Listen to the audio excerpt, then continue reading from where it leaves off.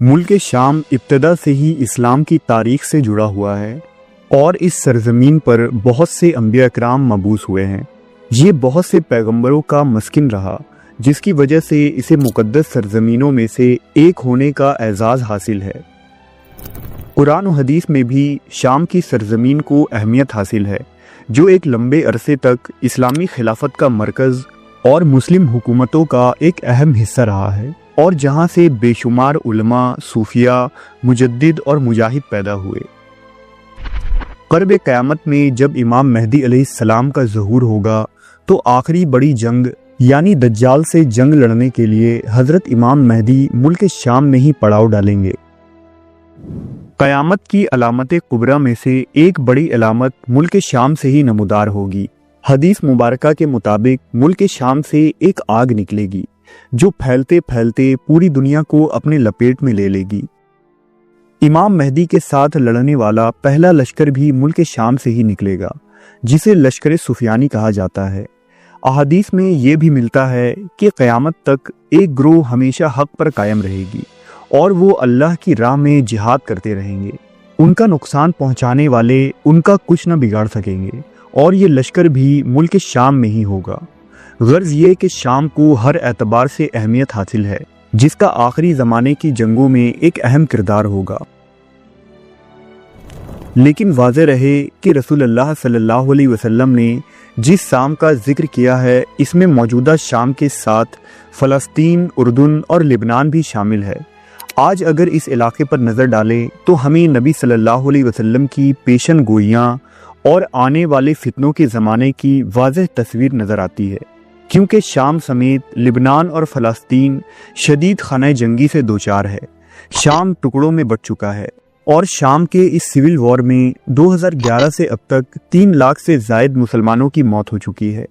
اب یہ جنگ مزید تباہ کن ہو گئی ہے۔ یہاں داعش، القاعدہ، حزب اللہ، روس، سعودی عرب، ترکی اور ایران ایک دوسرے کے خلاف برسر پیکار ہیں۔ لاکھوں شامی مسلمان شام چھوڑ کر ہجرت کر چکے ہیں۔ ان دنوں شام میں سول وار اپنے عروج پر پہنچ چکا ہے۔ فوج نے ہار مان لی ہے، جس کے نتیجے میں شام کے صدر بشار الاسد کی حکومت ختم ہو گئی ہے اور وہ ملک چھوڑ کر چلے گئے ہیں۔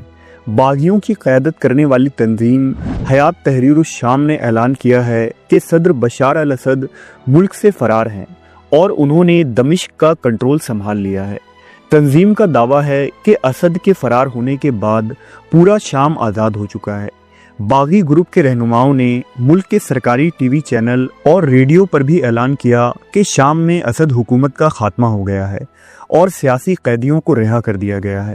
سربراہ ابو محمد الجولانی نے بیان دیا ہے کہ یہ امت محمدیہ کے لیے ایک نئے باب کا آغاز ہے۔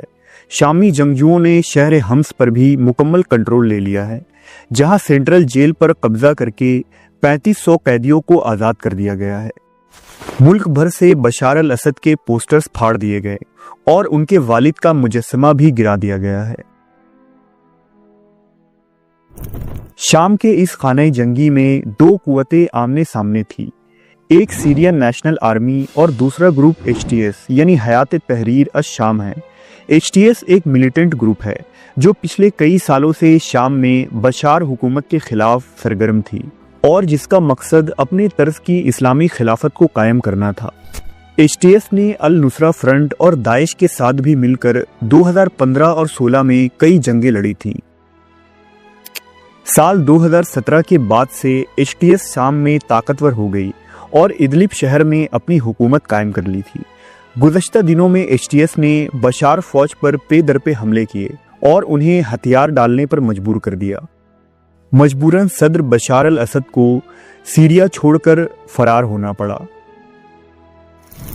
البتہ اسد حکومت نے بھی شام میں بے شمار ظلم و ستم اور وار کرائم کیے تھے، لیکن اس کے باوجود فلسطین میں ہو رہی جنگ کے اعتبار سے بشار حکومت بہت ہی اہم تھی، کیونکہ اسد کی شیعہ گورنمنٹ ہی وہ طاقت تھی جو ایران اور حزب اللہ کے بیچ ایک رابطہ تھی، اور ایران کا اسرائیل کے خلاف تمام اقدام کا سپلائی لائن دراصل شام ہی تھا۔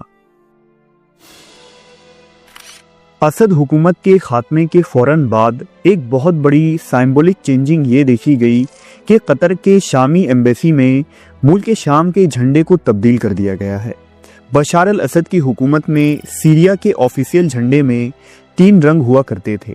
لال بنو ہاشم اور شہدائے کربلا کا رنگ تھا اور سیاہ رنگ بنو عباس کی نشانی تھی، لیکن شام کے باغی گروہ نے سیریا کے جھنڈے کو تبدیل کر دیا ہے، جس میں بنی ہاشم کے لال رنگ کو تبدیل کر کے اسے سبز رنگ میں بدل دیا گیا ہے، جو خلافت راشدہ اور بنو امیہ کے رنگ سے منسوب ہے۔